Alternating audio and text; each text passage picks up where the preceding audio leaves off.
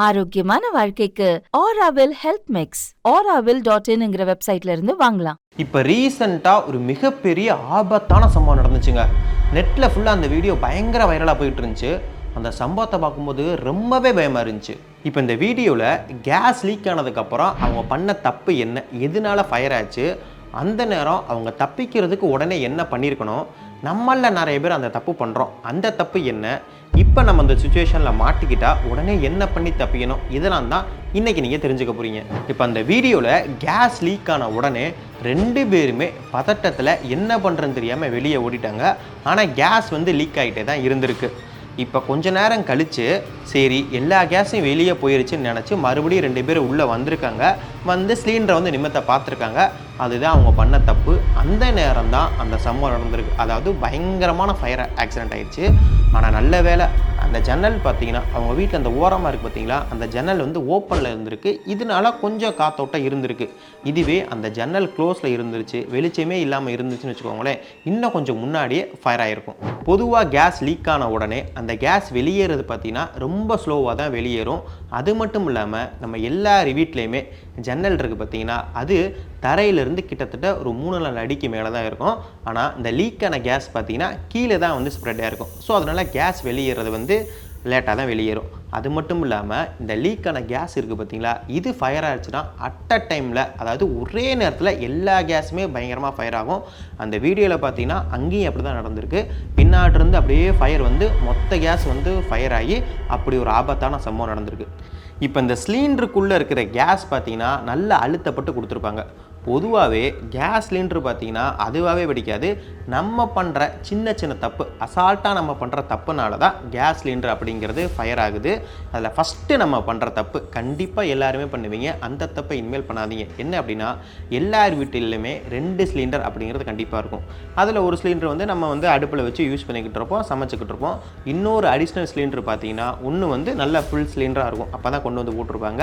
இல்லை எம்டி சிலிண்டராக இருக்கும், மாத்திரக்காண்டி வச்சுருப்போம். இந்த அடிஷ்னல் சிலிண்டரை முக்கியமாக ஃபுல்லாக இருக்க சிலிண்டரை அடுப்படியில் வைக்கக்கூடாது. அதாவது வீட்டில் இருக்க 2 சிலிண்டருமே நம்ம அடுப்படியில் வைக்கக்கூடாது. நமக்கு தூக்குறது கஷ்டமாக இருக்குது, வேறு ரூம்ல தான் இழுத்துட்டு வைக்கணுமேனு சொல்லிட்டு நம்ம அடுப்படியிலே வச்சுருப்போம். ஸோ 2 சிலிண்டருமே நம்ம பக்கத்தில் வச்சோம்னா சம்டைம்ஸ் பார்த்தீங்கன்னா வேறு ஏதாச்சும் அசம்பாவிதம் நடக்கிறதுக்கு வாய்ப்புகள் இருக்குது. ஸோ இனிமேல் ஒரு சிலிண்டர் வேறு ஒரு ரூம்லையும் இன்னொரு சிலிண்டர் நம்ம அடுப்பில் வச்சு யூஸ் பண்ணணும். அடுத்து நிறைய பேர் என்ன தப்பு பண்ணுறாங்க அப்படின்னா, சிலிண்டருக்கு மேலே, அதாவது கரெக்டாக இந்த இடம், இந்த வளைவு இருக்குது பார்த்தீங்களா, இதுக்கு மேலே தோசைக்கல்லை வைப்பாங்க, வடைச்சட்டி வைப்பாங்க, இல்லை துணி எடுத்து வைப்பாங்க.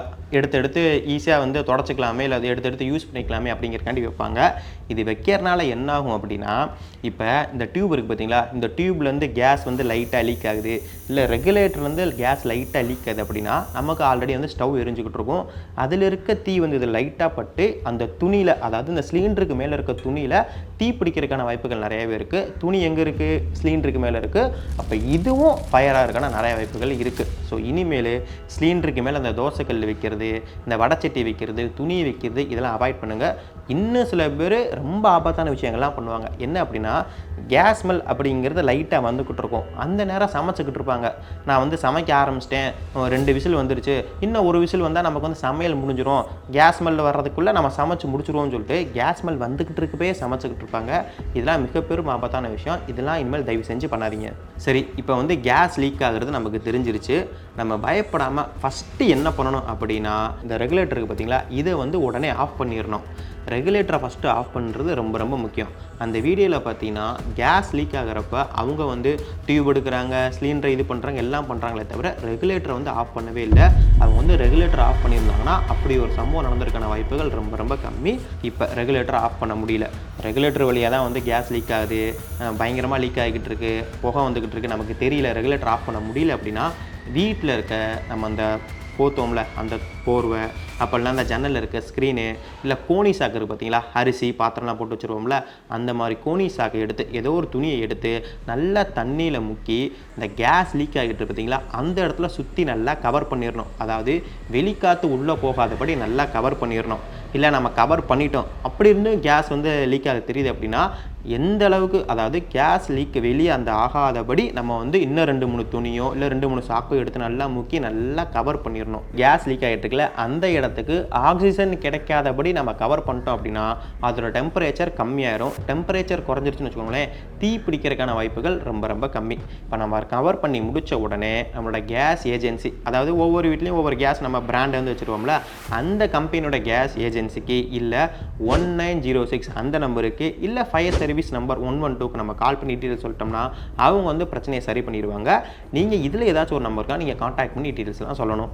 அடுத்து கேஸ் லீக் ஆகிறப்ப வீட்டில் உள்ள இந்த டிவி, ஃப்ரிட்ஜு, லைட்டு, ஃபேனு எந்த மின் சம்மந்தமான பொருட்களை வந்து ஆன் ஆஃப் பண்ணக்கூடாது. அதாவது ஆனில் இருந்தால் அதை வந்து ஆஃப் பண்ணக்கூடாது, ஆஃபில் இருந்தால் ஆன் பண்ணக்கூடாது.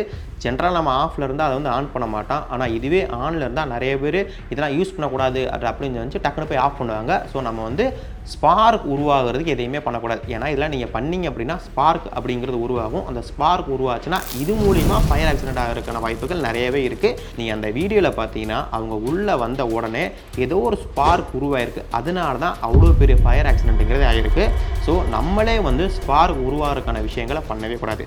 அதே போல் இப்போ கேஸ் லீக் ஆகிட்டு இருக்கு அப்படின்னா அந்த நேரம் நம்ம ஃபோன் பண்ணி கண்டிப்பாக யாருக்கா டீட்டெயில்ஸுங்கிற சொல்லணும், ஹெல்ப்புக்கு கூப்பிடணும்.